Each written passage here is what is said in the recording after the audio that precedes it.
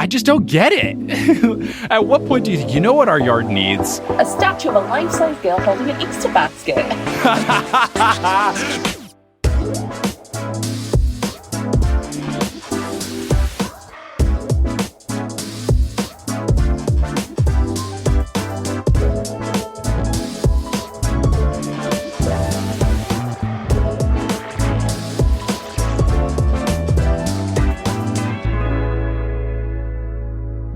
What's good? Thank you for tuning in to another episode of The Newest Olympian. My name is Mike Schubert. I am the titular Newest Olympian. I'm a 29-year-old man who never read the Percy Jackson series before starting this podcast, a quest to determine if Percy Jackson is a YA series we've all been sleeping on. And I am joined today to discuss Chapter 11 of The Lightning Thief by a guest and author, someone you might know from The Kissing Booth. It's Beth Reekles. Beth, how's it going? It's good, thanks. How's things with you? You know, things are well. The weather in New York is very nice, which is cool. I'm enjoying going out to parks and stuff. It's been a good time. Fall is approaching in New York. It's late September as we record this, and that is just peak New York City time, where you get to wear shorts, a t-shirt, and a light jacket, or jeans and a light shirt. You know, you can maybe get into the flannel game again. I'm very excited weather-wise where we're at right now. I've been to New York once, and it was late October, and it just felt like the perfect time to visit, because this is my favourite kind of time of year getting into now.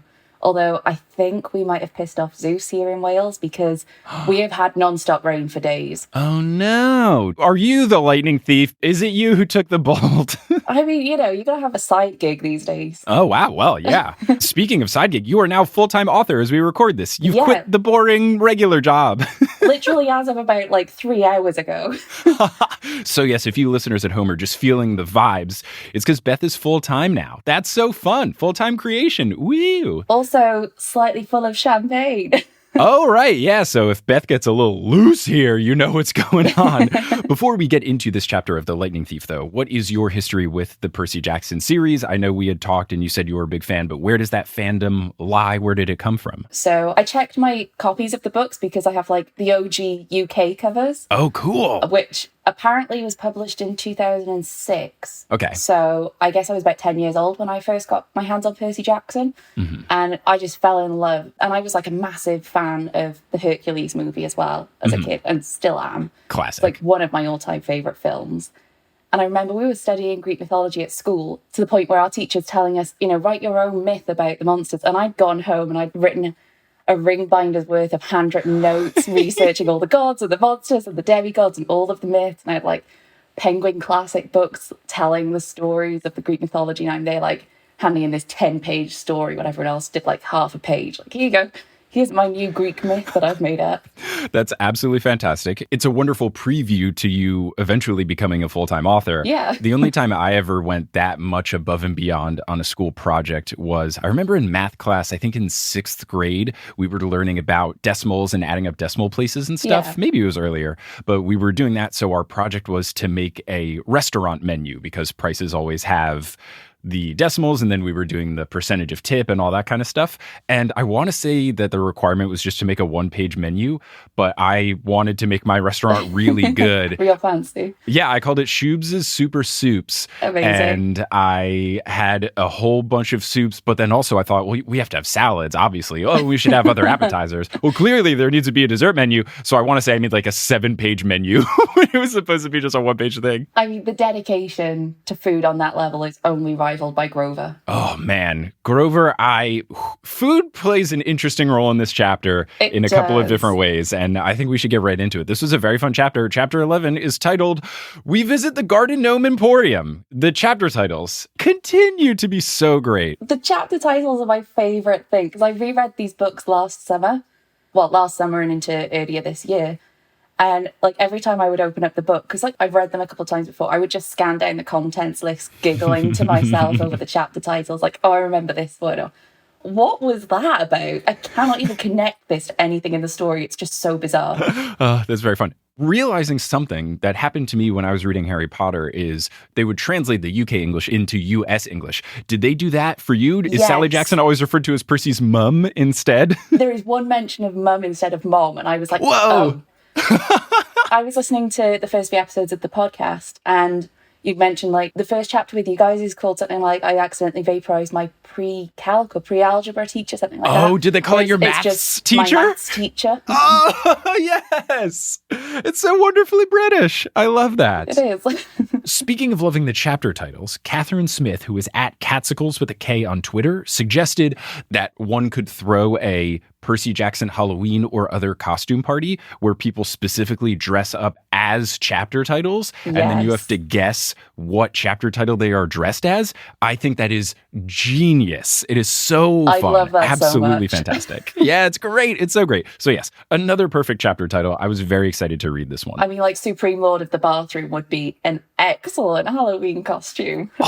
Basically, you'd have to be King George from Hamilton, but then carry around a toilet seat that you bought at Home Depot. Like a toilet brush or a plunger or something. Like a scepter, but the top of the scepter is wow, I'm just going to do this for Halloween. I'm just going to be Supreme Lord of the Bathroom. Yeah, your big scepter at the top is one of those scrubby brush things. And then your cape is made out of toilet paper. Absolutely. Maybe you've got like a bath towel wrapped around you as the cape instead. The fluffy bits could be toilet paper and tissues. Yeah, that's good. That's fun. All right. You could have like a crown made of like those loofah thingies. Oh, that'd be very good. Oh, wow. So we last left our trio. They had a bus explode on them because they were attacked by the Furies. You know, Tuesday. As you do. So they're walking away from the wreckage, and they are still in disbelief that not only were they attacked by the kindly ones, but all three at the same time. Not a great omen to start the quest. Yeah. I do really love the way this chapter opens, though, with like, you know, for anyone else, they would think this was just some really bad luck. But because we're half-bloods, we know that someone specifically is out to get us. And Yes. it's like, yeah, because any normal person would be attacked by three kindly ones at once on an exploding bus. Yeah, Percy kind of extrapolates it to anytime bad things happen to me now, I'm not going to chalk it up to bad luck. I will specifically chalk it up to a god being upset with me, which is kind of fun. So he's upset further that all of their clothes, their money, and their belongings were left behind in the wreckage. And a perfectly good backpack of tin cans. Yeah, Grover really upset that they left that behind. And Annabeth is upset that Percy intervened with the fight. Grover stands up for Percy, though, disagreeing with Annabeth's claim that she would have been fine. And Grover says, quote, sliced like sandwich bread, but fine. Yeah. I appreciate Grover being in the trio of these two because so far what we've seen is Percy and Annabeth kind of butting heads a little bit. And Grover does a good job of playing the mediator and not taking sides. Yeah. He doesn't necessarily lean towards defending Percy or Annabeth. And I think that's very important and something you don't always get in YA trios. Yeah. Ron was certainly more of Harry's friend than Hermione's friend until towards the very end when Ron had the hots for Hermione. So I think it's nice to have a truly neutral party in Grover. So Annabeth says, shut up, goat boy, which I don't like. I'm not sure if it's been explicitly said here, but it feels like more and more, because we had this with Chiron, and now we have it with Annabeth, and we have it with a character later in this chapter. It feels like people are looking down upon satyrs, like they are second-class citizens, if you will, and I don't like that. I don't like that there's an established hierarchy, or at least there's one that they haven't really told us about. I was hoping everyone would kind of be on a level playing field, but it kind of feels like stuff that you would see in other fantasy novels where certain races or types of being are put on a higher pedestal. And I don't like it. I thought we were all just going to be even friends here. Yeah, I mean, for me, when I was reading this, like now, I kind of took it as Annabeth's just kind of mad. She's mad at herself, kind of, and mad at Percy for intervening in the fight. So she's just kind of taking that out on Grover because he's there. Yeah. And that's kind of like a below the belt sort of insult for them. Yes. I guess I was more off put by the Chiron one because that felt unnecessary when you said it to Grover, because Grover did absolutely nothing to really provoke anger. So I don't know if this is going to be a theme coming up later, but... No, I totally see where you're coming from, though. Yeah. I just don't think Grover should be thought of as lesser just because he's different. It just feels a little bit strange. But eventually Annabeth drops this tough gal act and says to Percy that she appreciates him coming back to save them, or at least try to intervene in the fight. And Percy replies with a great quote. He says, we're a team, right? Which is great. I love that. I like that Percy is a team player. All we've seen of him and Annabeth lately, like they're obviously helping each other out. She's giving him like Greek lessons and stuff, but they butt heads constantly. Like there's always these little jabs and stuff between them. But even with that, he's like, no, we are on the same team. Mm-hmm. He might not have said that to Clarice at this point, but... And it's especially nice because Percy is someone who didn't have a lot of friends, but not because he's a bad friend or a bad person. It was just the situations around him. So you kind of get the sense that Percy has found a group that he feels close-knit with, and he doesn't want to let that go. And he wants to help that team as much as he can. He appreciates the friends that he has. Because we've already seen that with him being moved to the Poseidon cabin from cabin 11, where he's like, oh, I've got all this space, I've got my own bed, and I can go to bed whenever I want and call lights out whenever I want, and I am completely miserable. I hate this. Yeah. Which I like, and I am a similar person. I would much rather stay in a crappy apartment with a friend as opposed to live in a super swanky place alone, because the camaraderie is something you really can't put a price on. So Annabeth clarifies that if Percy had died, it would have meant the end of the quest, which she does say, that would have sucked for you. I love that she says that would have sucked for you, though. Like, specifically just for you, Percy. Yeah, I wouldn't have lost sleep over it. You would have been dead. Not ideal. But then she also says that it would have ruined, potentially, the only chance for her to see the real world. So multiple reasons for her to want to keep Percy safe. This whole part of the scene, though, is a really great moment for Annabeth, though, where, she's coming out of her shell around Percy, but also you as like the reader get to understand her and her motivations and her reactions and everything a little bit more. Yes, it's nice. I like learning more about the characters. It almost makes me a little sad that there's so many fight scenes right off the jump. I kind of want a scene where they just kind of talk so we can learn more about their dynamic. Maybe we'll get that soon. But right now it is getting late and dark, and Annabeth explains that she has not left the camp since she was 7, aside from short field trips. And the camp feels like home to her, but the camp is all about training, and the real world is the only place where you can learn if you're actually good or not. So she kind of wants to put herself to the test. Percy senses some doubt in her voice, so he says, quote, "You're pretty good with that knife." And Annabeth replies, "You think so?" And Percy says, "Anybody who can piggyback ride a Fury is okay by me." And I like this. And then he also sees Annabeth have a little smile, but it's really dark, so he can't tell. But I just like that he is the type of teammate to try and remove any sort of doubt. Bolster everyone up. Exactly. He only launched into this explicitly because he sensed some doubt in her voice, so he pounced on the opportunity to try to instill confidence in her. And that's just a great teammate move, especially if you are the leader, which I don't know that Percy is right now, but maybe he will be. I think it's really nice from him. Yeah, and I think as well, because I was reading it so far through the book kind of a little bit more critically than I normally would have done. But that's kind of what Percy's expecting when he's going around camp after fighting the Minotaur. He's thinking that people are going to stop him and be like, oh, wow, that's the hero at first. And they're just kind of eyeing him up a little bit suspiciously. And like Annabeth doesn't kind of say anything, but you drool in your sleep when they first interact and stuff. But that's kind of what he needed to hear when he was feeling a bit lost and weirded out by everything. So I just think it's nice that that's what he does in this moment. Yeah, it's really nice. And then Annabeth goes on to say, maybe I should tell you something funny back on the bus. ... But then Grover interrupts with reed pipes playing, and I don't know if this is me just having poor reading comprehension, but was there something in the previous chapter that she's alluding to? Was there some sort of moment, or is this something that we're supposed to be completely taken by surprise by? I think this is something that we're taken by surprise by, and Grover later brings up. Okay.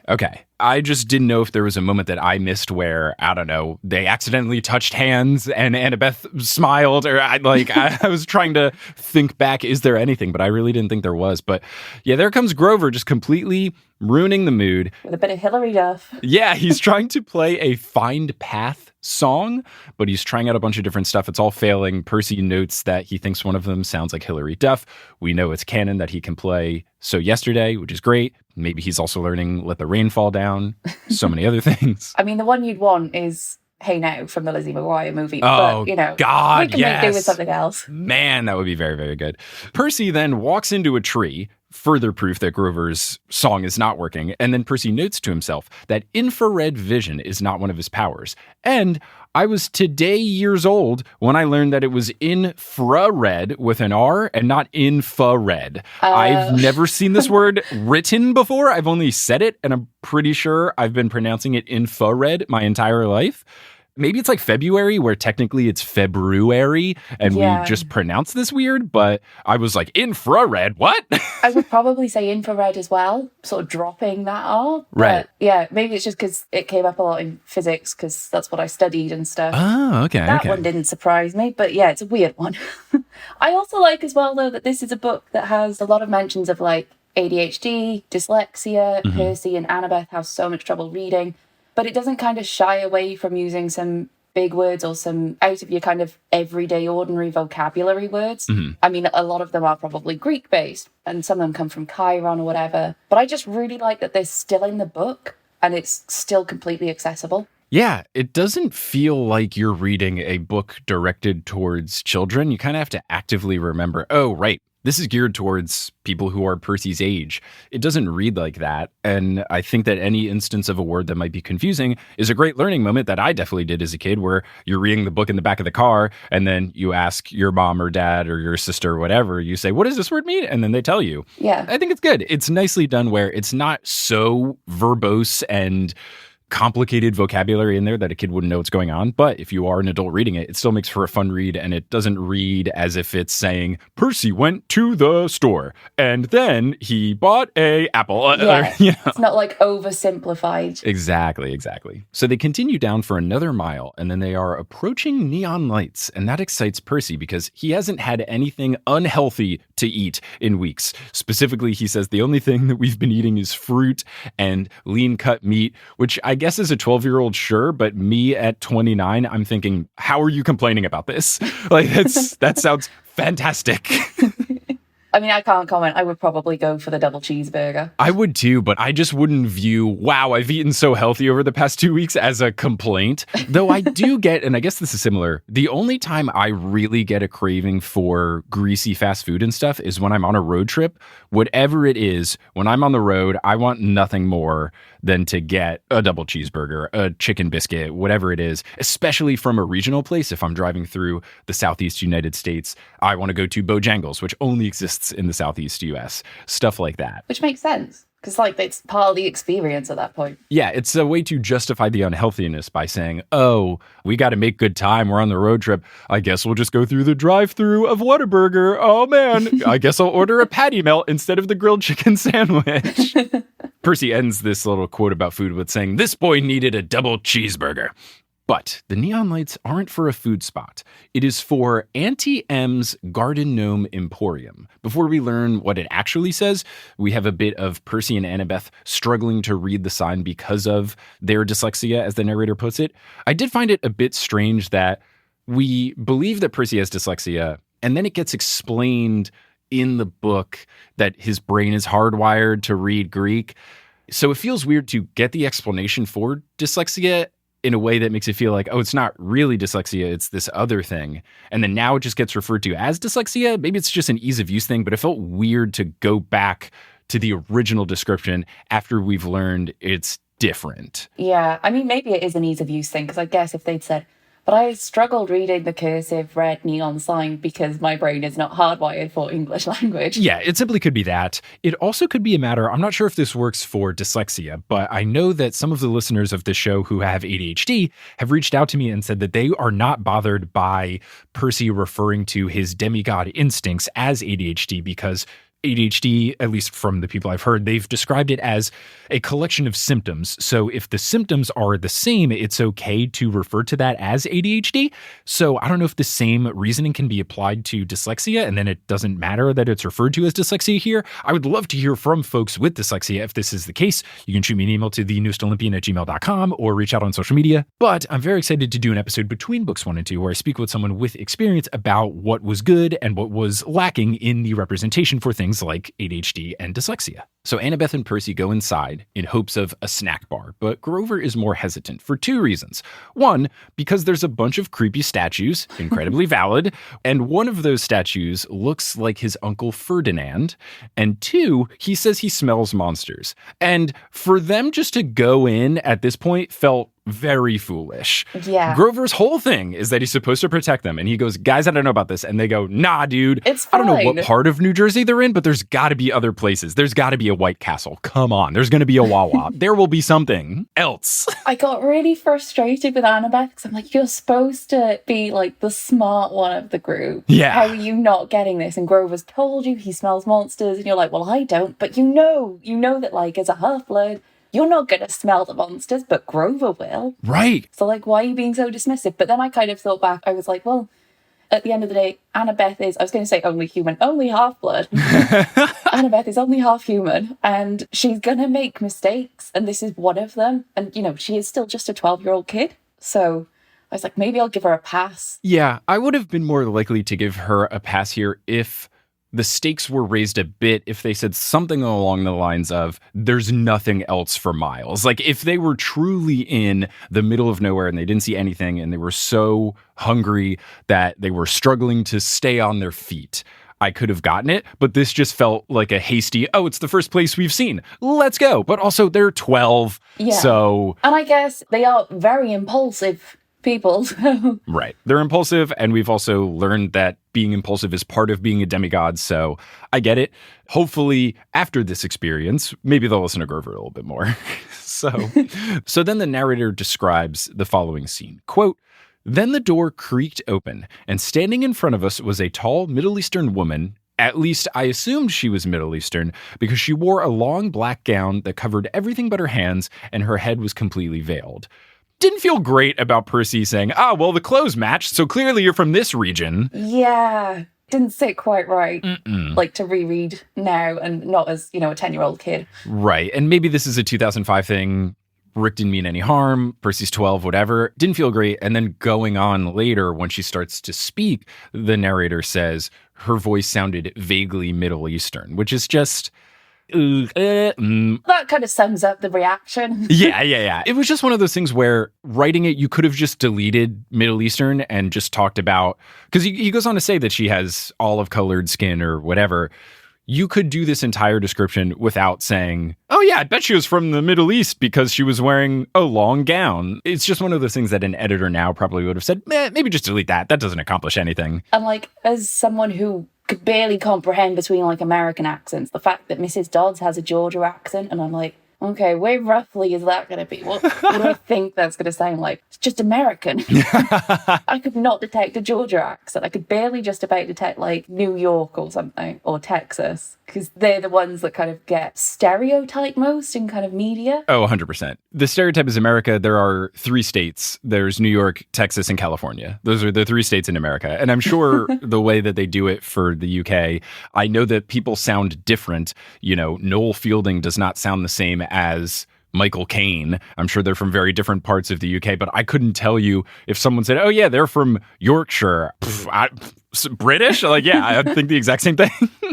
Auntie Em goes on. She asks them why they are out alone. It's too late for people this young to be alone. She then asks, where are your parents? And Annabeth informs her that they're orphans. And then Percy, I guess auditioning for the improv team, goes with a yes and that is wild and elevates the scene, which is what you are supposed to do when you yes and. And he goes, yeah, we were separated from our circus caravan and our ringleader told us to meet him at the gas station if we got lost. I mean, I'm trying so hard not to laugh so I don't mess up the audio, but it's impossible because, like, clearly he's been reading too much, like, Lemony Snicket, the Carnival or something, but...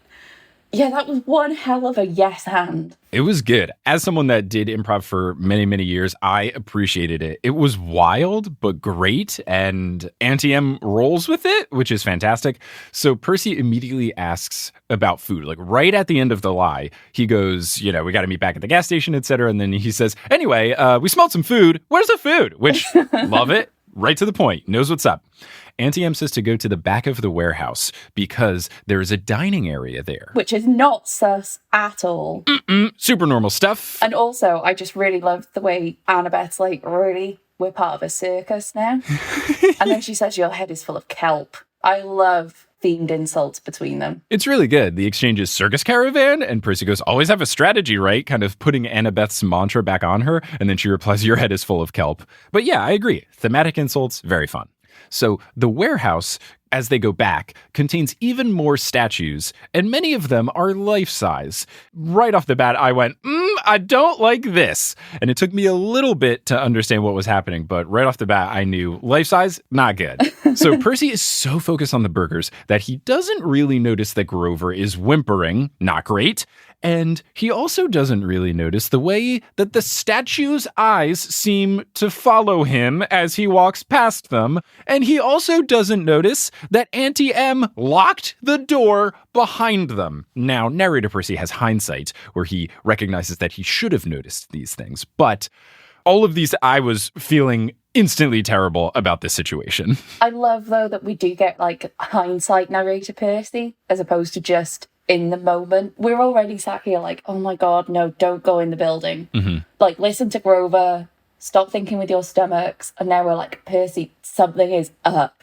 You need to get with the program here. It's great. Hindsight Percy allows for the suspense to be built so well, and it's basically the narrator version of if you were watching a TV show or a movie where the camera cuts to something that the characters can't see, but you know, oh, they wouldn't have shown that if it wasn't important. Come on. Hindsight Percy basically gets to bring up those off-camera sort of moments that at the present time when things are happening, he didn't see, or the whole group of them didn't see, but you should take note of. And yeah, when you're already on edge and those things get dropped, it just makes you even more on edge. I was reading these pages so quickly because I knew something was wrong and I really wanted to figure out what is going on.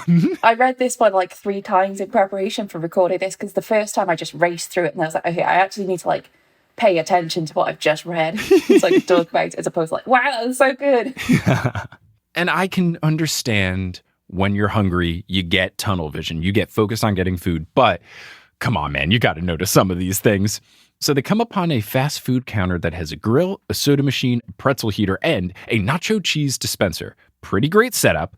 And Auntie Em sits them down and says that they don't need to pay. That's the most suspicious. Get out right now. You're talking about a place that is a garden gnome emporium / restaurant, and they're not making you pay. I don't know how well garden gnomes sell, but I don't think this place is doing so well that they can give away food for free. I mean, she has got a lot of stock in this warehouse, so that's not a good sign. Like, she can't be selling a lot. Yeah. She is not shifting it. If IKEA isn't even going to give you meatballs for free and they're selling so much stuff, I don't think that Garden Gnome Emporium is going to give you burgers for free. You got to get out of there right away. There is a catch here somewhere. Certainly. Way too good to be true.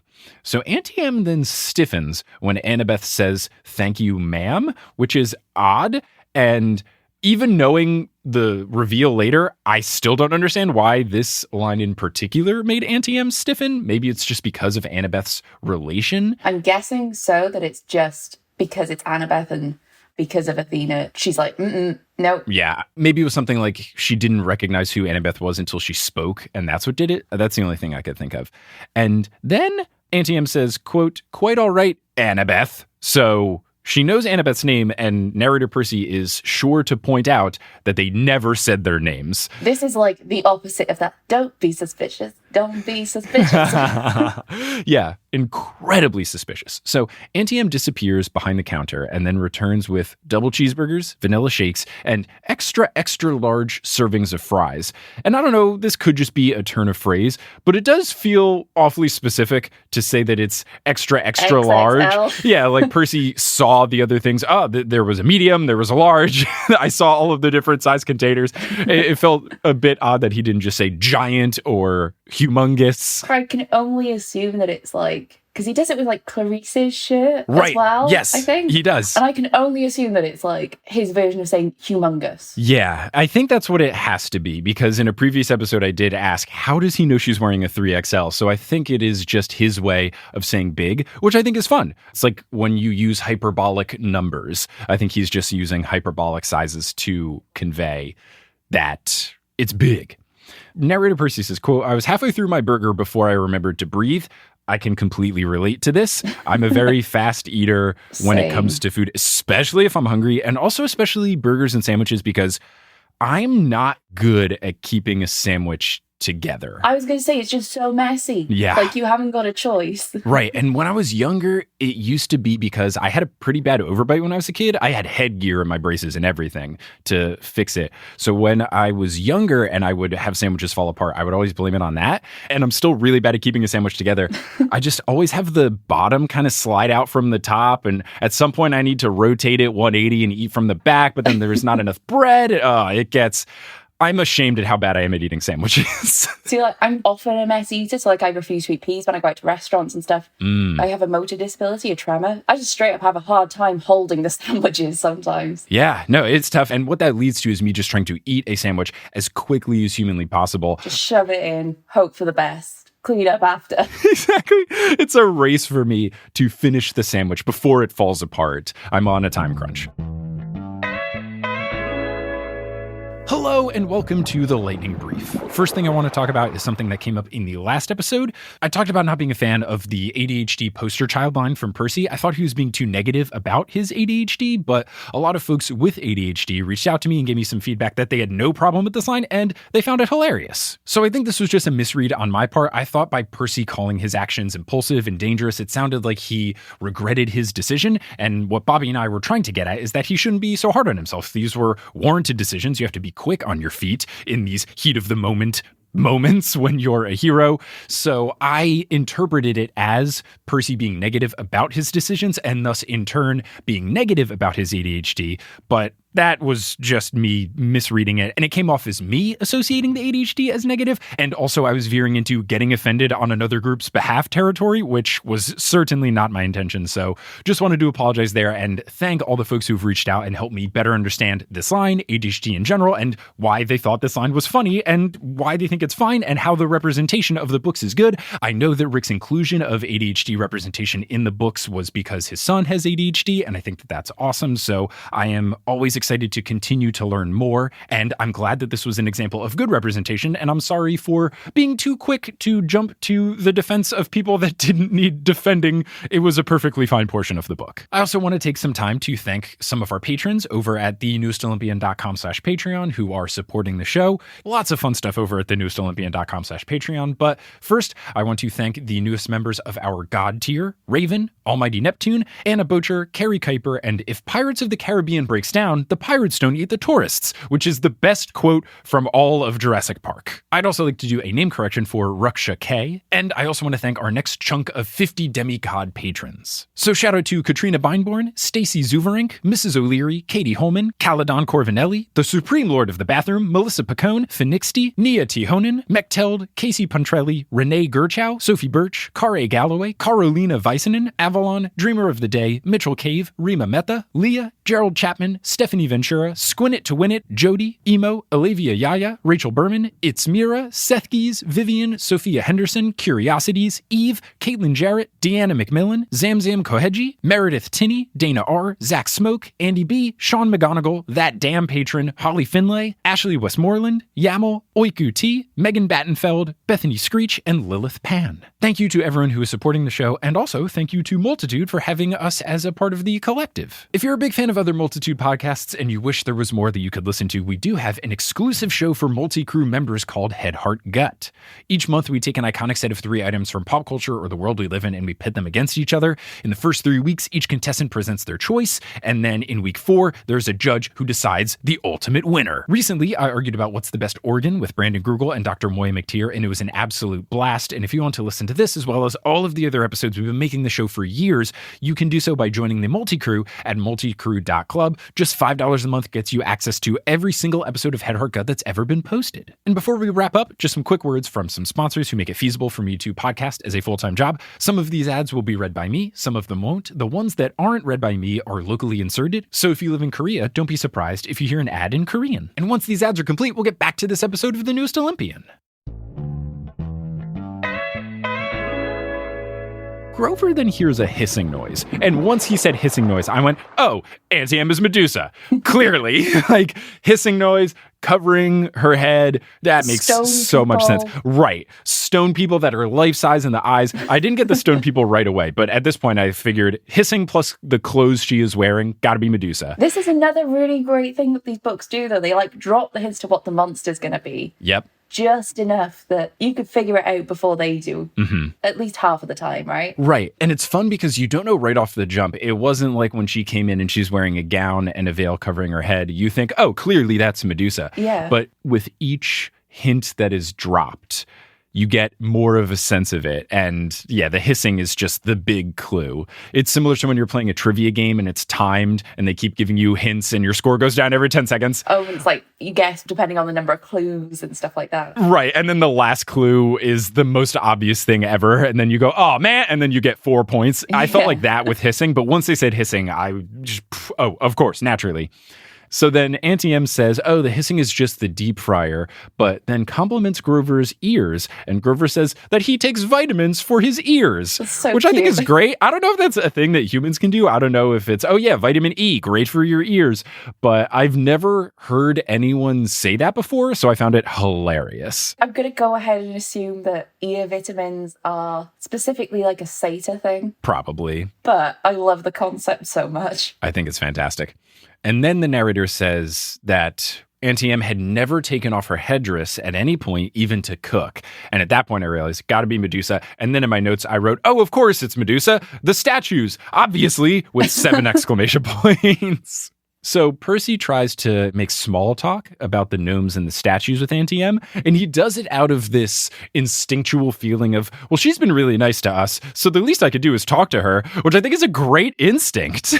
I really like that it just says like so much about Percy, about what kind of guy he is, that he's not going to rush in and automatically try and fight everybody. Yes. He's like, okay, I'm going to assume the best here, or at least try and get out of this carefully. Right. Perhaps to a fault. He gives people the benefit of the doubt, but it's still a nice quality of him, and it makes him just that much more endearing. I mean, that is like his whole prophecy. Yeah. So. So Auntie Em says that she doesn't get many customers, and Percy gets the feeling that someone is looking at him.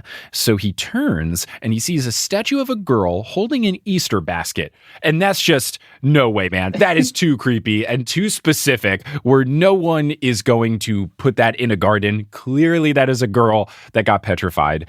He notes that the detail in the statue is incredible, but her face looks startled, even terrified, which just... come on, man, get out of there. So then Auntie Em notices that he made eye contact with the statue and was a bit surprised, perturbed by it. And she says that, oh, this is an example of a piece that just doesn't sell well because the face isn't right. The face is just the hardest part to get right. And I thought, sure, Medusa. Yeah. As someone who occasionally likes to draw fan art, I totally agree. It really is. It's just an artist problem at that point, right? It's nothing to do with her being a Gorgon. Yeah, I'm definitely going to not make eye contact with you in the video chat anymore out of fear of turning into fan art forever. But Percy asks if Auntie Em does this alone, and she says yes, but she used to do it with her sisters. But now the statues are her only company. And Percy feels bad for her. And I said, don't do that. She's Medusa at my book. But then at the mention of the 2 sisters, Annabeth stops eating abruptly and asks Auntie Em about them, which, not a good sign. Annabeth perking up like that made me think, uh-oh, here we go. Yeah. Here's what Auntie Em says. Quote, you see, Annabeth, a bad woman was jealous of me. Long ago when I was young, I had a ... a boyfriend, you know, and this bad woman was determined to break us apart. She caused a terrible accident. My sisters stayed by me. They shared my bad fortune as long as they could, but eventually they passed on. They faded away. I alone have survived, but at a price. Such a price. And I don't know it too well, the legend of Medusa. In Latin class once, we watched a movie, an old movie where Perseus defeats her, but I'm really good at sleeping in class, especially if the lights are off and a movie is on. And I woke up just for the part where Perseus was fighting her, so I didn't get the backstory. It was like the movie started, and then I fell asleep, and then I woke up, and she had become Medusa, so I didn't get into the backstory. I think there's like a couple of different takes on it. So in some, she had a very Mamma Mia moment with her boyfriend, and then in others, he's not such a great guy, and she still gets punished. There's always different takes on it, and I seem to be fairly deep into Greek mythology TikTok as well, so I always see like historians on there discussing the different takes on it, and I am not enough of a historian to know which of those is maybe like the more correct version? I would assume the one where Poseidon is the biggest jerk feels correct. Yep. But we will dive into this as well as all of the other mythological stories that happen in this first book. We're going to do a special episode with Dr. Moya McTeer, who was on before, and she's a mythological expert. It's going to be so it'll just be, hey, chapter 3, this happened, chapter 4, because there was something in an old flashback where they talked about when Percy was a kid, a snake attacked him, and apparently that's a Hercules thing. I made no mention of it in the podcast, and I got, I want to say 120 emails and messages where people were saying, by the way, don't know if you knew this, but that was actually a reference. And it was everyone being very nice about it. I thought you'd watch the Hercules film where Pain and Panic turn into snakes and try and eat him as a baby or whatever. I forgot that happened. I have not seen it very recently, but yeah, thankfully Moya was on a future episode and I got to clarify, hey folks, no need to send those emails anymore. We're going to do episodes about this. So we'll go into this Medusa story later. But after Auntie Em shares this story, Annabeth shakes Percy, and Percy's becoming sleepy, which he thought was just being full, but maybe there is some other more nefarious, something else making him a little extra sleepy. So Annabeth says they should go, and she says the ringmaster will be waiting, which is great. I love the commitment to the bit. Commitment to the bit. Huge rule of improv. You have to commit, and she is there. They would make a great improv team. So Auntie Em again comments on how beautiful Annabeth's eyes are. She mentioned this before. She mentions it again. And Grover springs up and says, hey, we got to go to the ringmaster. Grover's on board. Let's go. So Percy doesn't want to leave because the food was so good and Auntie Em was so nice. And I am just screaming at my book, go, Percy, get out of there. But Auntie Em then asks if they would stay for a pose, for a photo, so she could use it as a reference for a later sculpture. Big nope. Big nah from me here. Don't want to do this. Yeah, and Percy's like, sure, this is a totally reasonable request. Mm-hmm. I see nothing wrong with any of this. Yeah, and I'm glad as the chapter went on, it seems more and more like Medusa was using a trance, to put it as you did, over Percy, because if this was just him being a goof, I would have been very upset. Yeah. Maybe part of it is him being impulsive and silly and not recognizing the danger around him. Maybe that makes him more susceptible to it, but I certainly got the vibe that Medusa was really doing stuff to kind of have Percy wrapped around her finger, which made me feel better because, yeah, it should be super obvious that you got to get the hell out of there, man. I mean, if both Annabeth and Grover are like, we need to go back to the ringmaster, Percy. And he's like, nah, I don't think so. Like, you were just being such a good team player. Mm-hmm. And now you've gone rogue. Like, what is the deal? Clearly, we need to check out the ringmaster is the safe word here that you should realize. Gotta go. So Auntie Em leads them outside, and it's very dark. And she has no camera, which should be a giant red flag. She asks them to smile, and then Grover says, that sure does look like Uncle Ferdinand. And then Annabeth goes, Percy? And something inside Percy tells him to listen to Annabeth, but he's trying to fight off the sleepy and comfortable lull that he's in. And then Em mentions taking off the veil to see them better, and Annabeth really insists that something is wrong. Auntie Em tries to say that nothing is wrong, and Grover says, that is Uncle Ferdinand, and then Annabeth shouts, look away from her! And she whips out her Yankees cap, puts it on, vanishes. She pushes Grover and Percy off the bench that they were sitting on. Annabeth and Grover kind of scuttle away, but Percy is at the feet of Auntie Em. He looks up, and her hands have turned gnarled and warty, with bronze talons for fingernails. And this is important because earlier Percy noted that they looked well manicured despite being wrinkled, but they looked like the hands of a pretty older woman. If this isn't sus by now, I don't know what to tell you, Percy. Yeah, this is clue 11 that you should get the heck out of there. I like as well that Annabeth's training and her battle reflexes and instinct are paying off here, though. She's like, okay, the boys are not reacting. I need to take charge. Do something. Like, we are going to die. Right. I need to become invisible and then push them because they're not moving, so I must move them. I mean, that's a great spur-of-the-moment strategy. Super smart. So Percy is about to look higher up Auntie Em's profile, but Annabeth says, no, don't. And Percy then hears rasping and the sound of tiny snakes. So at this point, it should be super clear. Grover tells Percy to run and then shouts Maya to the winged sneakers, and then he starts flying. Percy just cannot move. He is completely in a trance. And then Auntie Em says, quote, such a pity to destroy a handsome young face. Stay with me, Percy. And narrator Percy says that she's saying this soothingly. Stay with me, Percy. All you have to do is look up. But Percy's fighting against the urge to obey her and instead looks at one of those glass spheres that people put in gardens. And I'm glad he called this out because at least where I grew up in suburban New Jersey, there was a fair amount of people that had these in their front yard and I never understood it. Well, it's obviously to protect against gorgons.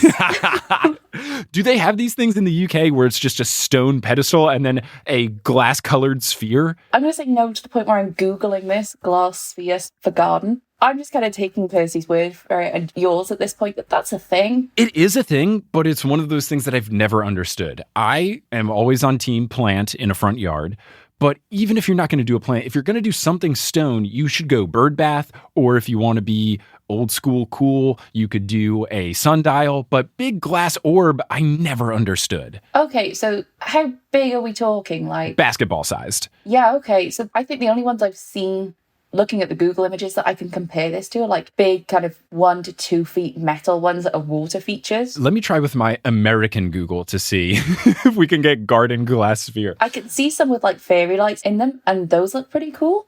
Oh, those are different. This is not a thing that I think I have ever really encountered.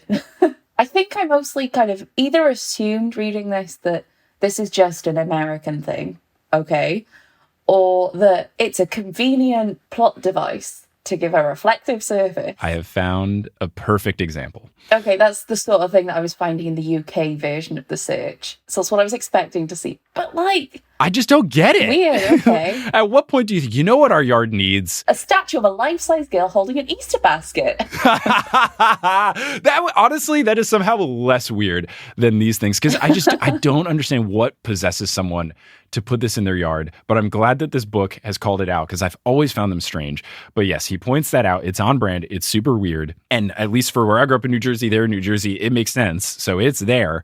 And in this gazing ball, Percy can see her reflection. And her face is a shimmering pale circle with hair moving about like serpents. And then he realizes Auntie Em, spelt E-M, is Auntie M, just the letter M for Medusa. And I didn't even put that together.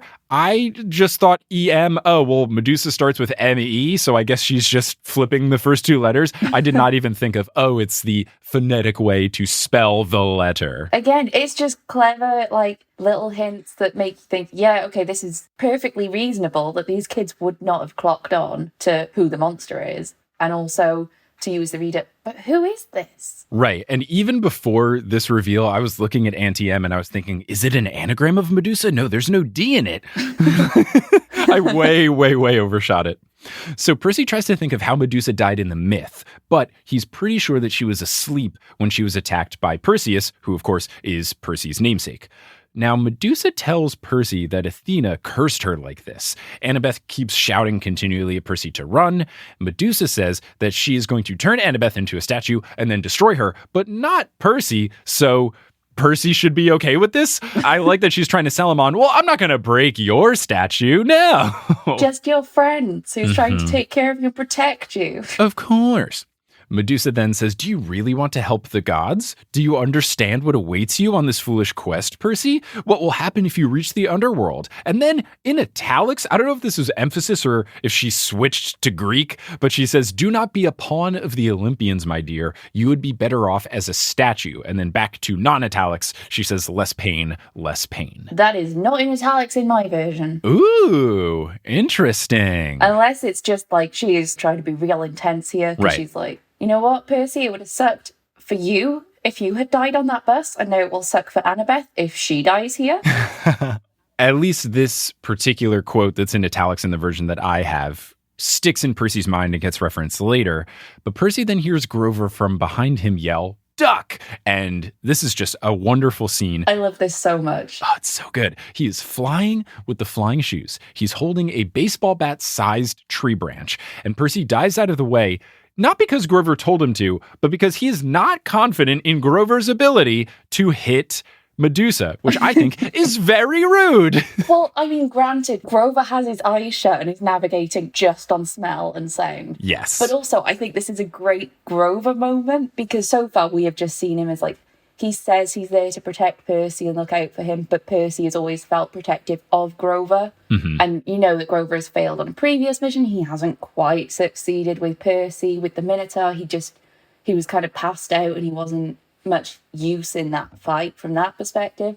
But now it's like, almost literally, he is killing it here as a protector. Yeah, I mean, this is Grover's big moment where he truly shows his worth to the team.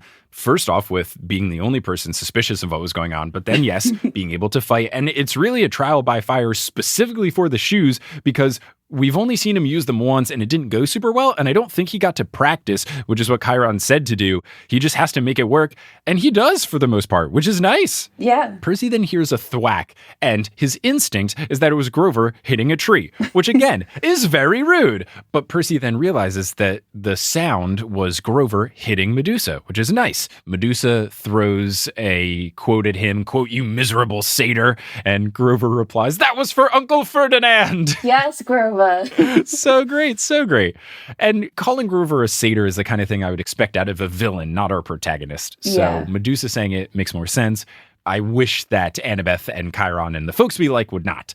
But Grover then flies, makes another pass, hits her again, which is great. And Annabeth, she's still invisible, but she's right next to Percy and then yells Percy's name. And Percy gets very startled, jumping so high he says he could have cleared a statue.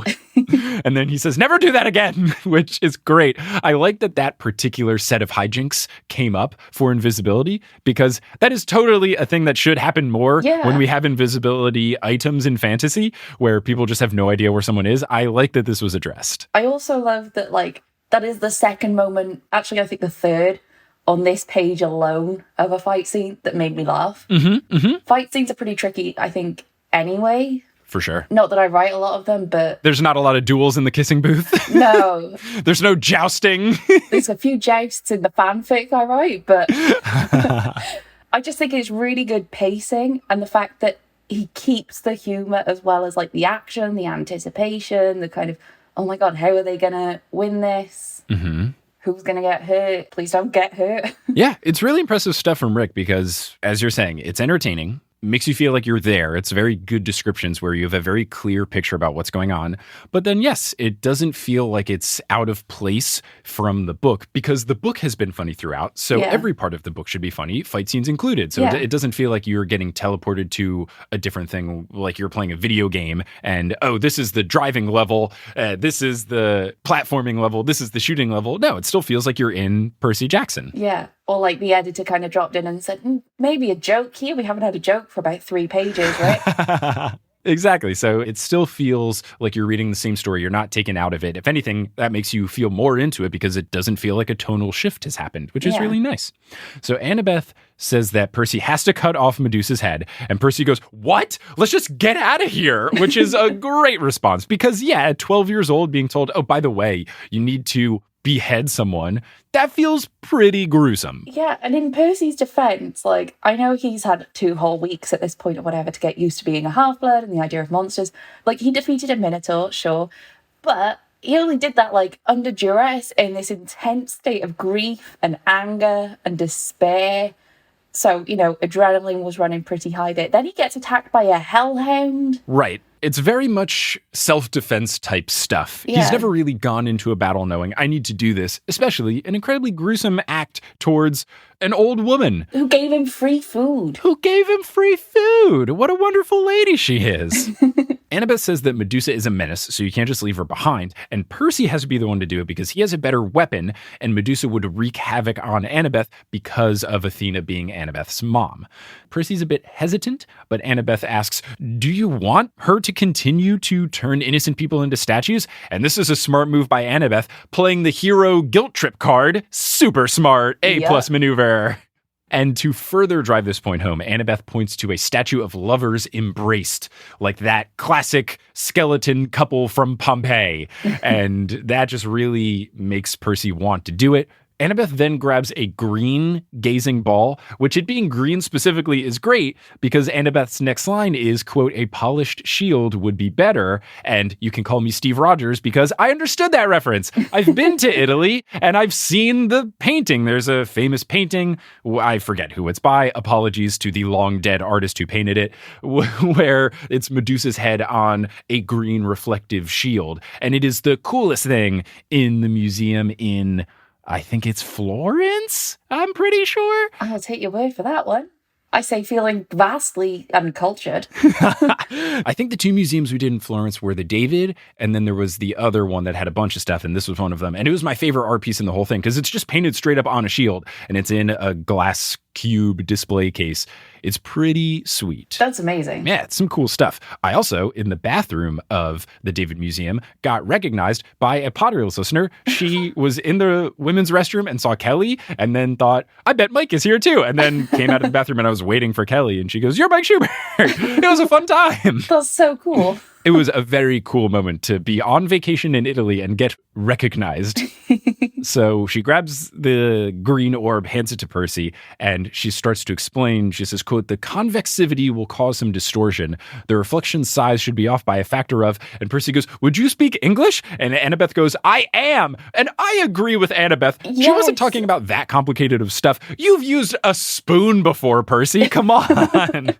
Like, he'd be taking Latin classes and stuff. Right. I figure reflection size and factors might have come up in his math class with Mrs. Dodds at some point. Mm-hmm. The whole "would you speak English" thing, like in any media, really grates on me. Mm-hmm. Mm-hmm. And I don't know if that's like me as a nerd and I would speak like that to people about the stuff that I'm interested in. I don't know. It just feels so awkward and clunky and so unnecessary. Like, this person is trying to help you. All you have to say is, "I don't get it." Like, simplify that for me. Like, what is your point at like the most basic level here? Exactly. This will happen in TV shows, whether it's something like 24, where they're talking to the tech guy. It's always the tech guy. Yeah, it's always the tech guy that they've made exceedingly nerdy. He has 17 pocket protectors, and then he is explaining something. And sometimes it's very obnoxiously nerdy language, but I feel like sometimes it's just someone explaining accurately what's going on. Yeah. And I think what bugs me about it, and you just made me realize this, is that the person on the receiving end is asking for information. They aren't in the know. So they are relying on someone else's expertise. And then when that person gives them the answer, they get mad at them for being precise, and then it's their fault. No, Yeah. You're the one who doesn't know what's going on. So you should, even if the ultimate goal is, "I don't understand what you're saying, can you put it in simpler terms?" You should say, not to say, "Speak English," because they are speaking English. You just don't know what they're talking about. So you should say something where you just are kinder and you say, "Can you simplify that, please?" I still don't get it. Right. Like, "I'm sorry. I know I'm not the expert here. Can you put it into layman's terms?" Something where you're not like, "Hey, Poindexter, speak English much?" I don't like that. I agree. I watched the Dark Knight trilogy recently for like the first time, and there's a moment in Batman Begins where there's like poison gas or whatever, and Lucius Fox is explaining to Batman, who everyone told me was supposed to be like really intelligent detective type character.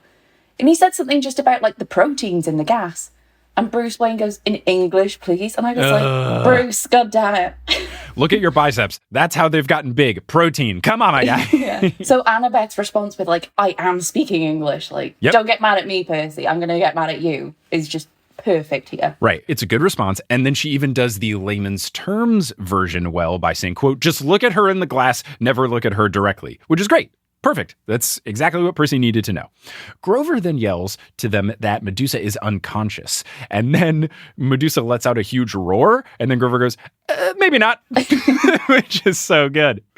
Annabeth tells Percy to hurry because Grover has a great nose, but eventually he'll crash. And that's when I realized, oh, that's how he's flying around. I didn't pick up on it at first, but I wondered, wow, how's Grover doing this so well? Yeah, there's like one throwaway line or something about how he's navigating just by ears and nose or whatever. I also like that Annabeth has now learned her lesson to trust Grover's nose. Mm-hmm. Yes, good. She is recognizing, oh, I was foolish for not believing this man earlier. So Percy then uncaps and wields Riptide, which every sentence where they say he has Riptide is just, that's such a good name for a sword. I will never tire of how good that name is. It will never not sound cool to say, I grabbed Riptide. Hell yeah. It is the coolest sword name. So cool. Percy then approaches Medusa just as Grover goes in for another swing, but his branch gets caught by Medusa, so then he crashes into a stone grizzly bear, which... I need to know this story. Ouch. First off, ouch. But also, how did a grizzly bear get into New Jersey? And how did Medusa... I need to know the whole interaction of Medusa petrifying the grizzly bear. Was it in New Jersey? Was it somewhere else? And did she bring it over? That feels like a very out-of-place thing. Maybe that is a custom order for Persephone's garden. Ooh, yeah. So Medusa is about to lunge at Grover when Percy yells, "Hey!" And then Medusa goes back into crooning mode, trying to put this aura over Percy again. And she says that, "Oh, you wouldn't hurt an old woman." And Grover yells, "Don't listen to her." And Medusa then says, "Too late," and lunges at Percy with her talons. Percy then swings Riptide, and with a sickening schlock noise, as the book says, she is defeated. I don't think I've ever read the word schlock before, but it's a perfect onomatopoeia for beheading and a head falling on the ground. Excellent. It comes up in the next paragraph as well, where he's talking about like the head and it's oozing and there's gurgling and all that kind of stuff. All of the descriptions in this book are like so visceral. Yeah. The way he talks about smells when he's not insulting people and like how things feel, you know, to walk through or walk on and stuff like that. It's just like really amazing. Well done. So yes, as you mentioned, no one looks at it, but from the sounds, the ooze, the dying snakes tugging at Percy's socks, they know it's a gross situation. So Annabeth covers the head with the veil, and it's dripping green juice. Gross. Percy asks, why didn't the head disintegrate like the rest of the body did and like everyone else does when he hits them with a sword? And Annabeth says that once you separate it, it becomes a spoil of war, just like the Minotaur horn. But then she warns that the severed head can still petrify, so we got to keep this thing wrapped up.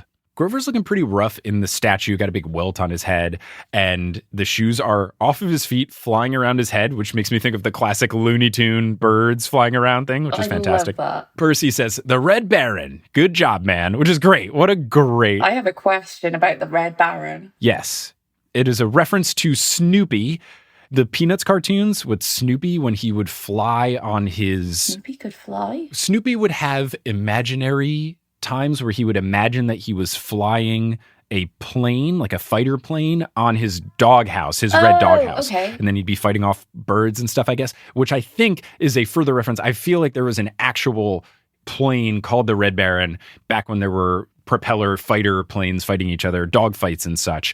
I am not a history buff at all, so I could not tell you anything about it. Also, no need to email me about it. I am fine not learning more. Okay, Snoopy's playing reference. Got it. That's what I would think. At least that's why 12-year-old Percy would know. I doubt that he's a history buff to know, oh, in the Battle of whatever, or World War whatever, but I think it's probably he's seen episodes of Charlie Brown.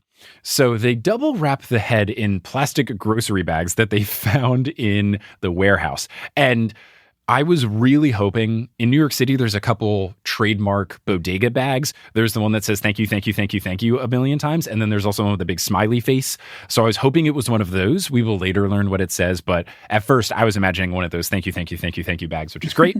So they double bag it. They plop it on the table where they ate dinner and they just sit around it too exhausted to even speak. I love that. So great. But eventually Percy then says, so we have Athena to thank for this monster? And Annabeth shoots dagger eyes at him and says, your dad, actually, don't you remember? Medusa was Poseidon's girlfriend. They decided to meet in my mother's temple. That's why Athena turned her into a monster. Medusa and her two sisters who had helped her get into the temple, they became the three Gorgons. That's why Medusa wanted to slice me up, but she wanted to preserve you as a nice statue. She's still sweet on your dad. You probably reminded her of him. Aww. So that explains everything. A nice little button on the end. But yes, that explained the whole story. And I do think that it's unfortunate that Athena, she should have been mad at Poseidon, really. This is just a classic, like, taking it out on the wrong person, cheating type scenario. Yeah. It's unfortunate that Medusa was caught in the crossfires. I will say, I think in the original myth, her sisters might have already been Gorgons. Oh, interesting. I apologize if you get 120 emails from people correcting me on that. Direct them to Beth, not me. Correct me at Reekles on Twitter. I am cool being corrected about Medusa myths. So then Percy, after this explanation, goes, oh, so now it's my fault that we get Medusa, which is great. And then Annabeth imitates Percy for a thing that he said earlier when he was saying that we should do the photo. It's just a photo, Annabeth. What's the harm? Exactly. She does a Percy imitation and says that. And then Percy says, forget it. You're impossible. And Annabeth says, you're insufferable. And then Percy starts to go, you're. And this is where I thought it was going to be Percy saying, you're beautiful. And then they embrace. But Grover interrupts. And Grover says, hey, you two are giving me a migraine. And satyrs don't even get migraines. What are we going to do with the head? Grover on task. Love it. Yep. So Percy looks at the bag, which says, we appreciate your business. Made me very sad that it wasn't the bodega bag that I thought it was. And Percy is absolutely furious with Annabeth and also Athena, and then also just all of the gods for the entire quest, and then also with the fact that they've had 2 big fights on their first day. So he's just frustrated at everything going on, which is understandable. I mean, it's a lot for a 12-year-old kid who has just lost his mum 2 weeks ago, just found out his dad is still alive, and also, you know, maybe doesn't really care about him too much, just enough to ask him to fight his battles for him, and now he's got to go to the underworld, and yeah, it's no wonder he's kind of ticked off. So Percy thinks back to Medusa saying, that quote that was in italics, that being a statue is better than being a pawn of the Olympians. And Percy heads into Medusa's office and sees that the most recent sales were to the underworld for Hades and Persephone's garden, a reference that I also understood from my past knowledge of mythology. Hooray! Woo. Now, according to a bill that Percy sees, the underworld's billing address is DOA Recording Studios, West Hollywood, California. And that's not an address, but okay. I feel like you would have to put the zip code or the number. Like maybe it would get there, but to not have the building number or the street that it's on or the zip code feels like you're going to get that mail returned to sendered right away. I mean, Hermes knows his stuff. He knows where he's going. Hermes doesn't need zip codes. Also, side note, DOA Recording Studio is just genius. Is that for Dead on Arrival? Yeah. Yeah, okay. What I thought as well. It is good. But yeah, I guess it makes sense because maybe the Hermes Post doesn't need this, but if you were trying to use the standard mortal USPS, that would not fly. But isn't it a thing in the UK where your zip codes are so specific that you could just put a zip code on something and get a package delivered? Or is that a rumor from the internet? That might be maybe slightly exaggerated, but okay. I mean, you could get away with like a house number and a postcode. Okay. For sure. Nice. That's cool. Yeah. Ours are just numbers, or yours are numbers and letters, which I know can be fun. To be fair, I have seen on Twitter like stories of postmen getting letters that are like, the little yellow house at the end of this road. I'm really sorry, I don't know the address, but they like find the house and they make the delivery. Amazing. All postal workers need more funding, especially here in America. Please fund the post office. Everyone go buy stamps. The USPS is great, and I'm sure internationally they are also fantastic. So Percy folds up the bill and puts it in his pocket for later reference because he's not going to be like Dory and just remember P. Sherman 42 Wallaby Way, Sydney.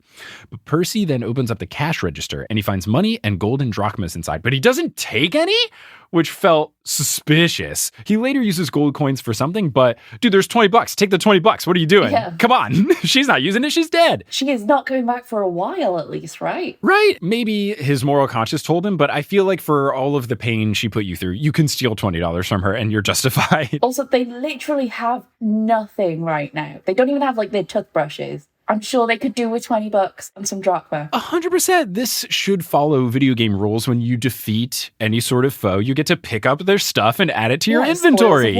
Yeah.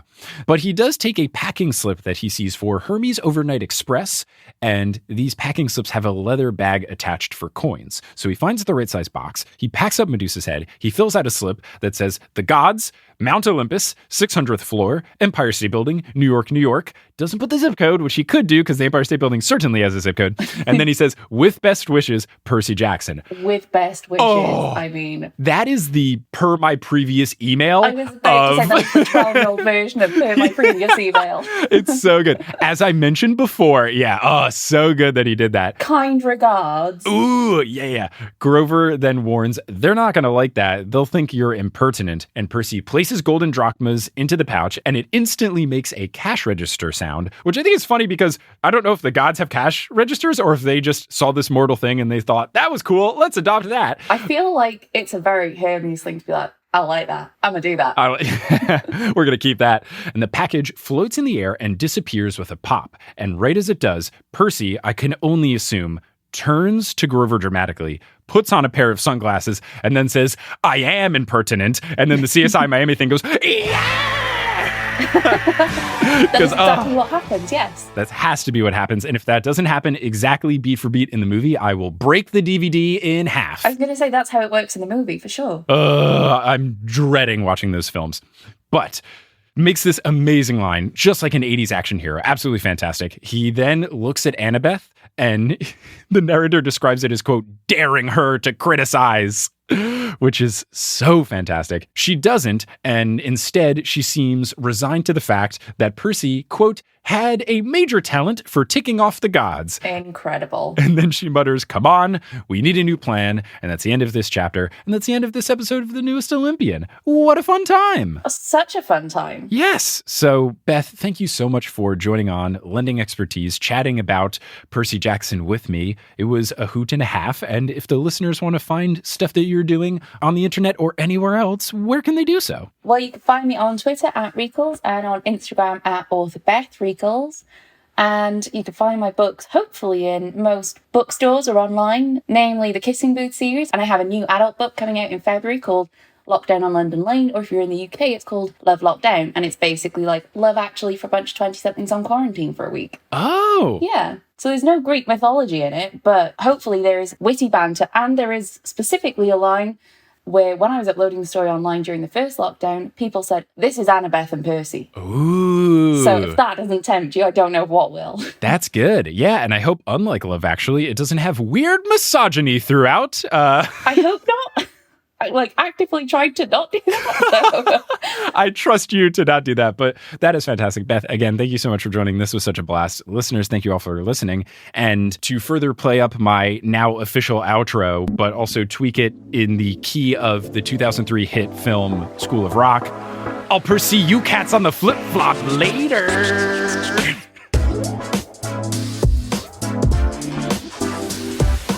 Hey, thanks for listening to this episode of The Newest Olympian. I really appreciate it. This podcast is created, hosted, and produced by me, Mike Schubert. I also run the social media and the website. Our editor, Sherry Guo. The music is by Bettina Campamanes and Brandon Grugel, and the art is by Jessica E. Boyd. If you want to find the show on social media, we are at Newest Olympian on Facebook, Twitter, and Instagram. Facebook is where our groups live. We have a spoiler group and a spoiler-free group, and we also have an entire Discord that you can get access to by supporting the show on Patreon at thenewestolympian.com/Patreon. And speaking of that Patreon, I want to give a shout out to our producer-level patrons: Lauda Bartova, Kelsey Gillespie, The Damn Steam Nuggets, Emma Cooey, Vicky Garcia, Ellie Hoskovchova, Veronica Bartova, Natanya Page, Haley Hastings, Robin Garcia, Frida Vikstrom, Megan Moon, Tough Beifong, Moo Productions, Don't Call Me Nymphadora, Olivia Y, Craig McRoberts, Griffin Dork, Taylor Payne, Giselle Salvador, Minka Dreesen, Can't I See We Brain, Matt Barger, Peter Johnson the Twin, Sabrina Balsiger, Mooney B, Boney Pony, Harlan Christ, Heather McMillan, Casey Canales, Polly Burridge, Nikki Harris, Tatiana Schmidt, Sandra Rose, Bridget Lowry, Aidan Lippold, Josh Sayer, Percy Blue, Josh Wilkie, Martin Anvik, Abby Ryan, Josh Clements, Angela MF, Mary Baumgartner, Shannon Yvonne Aguilar, Wise Girl, Alpacas Are Hope,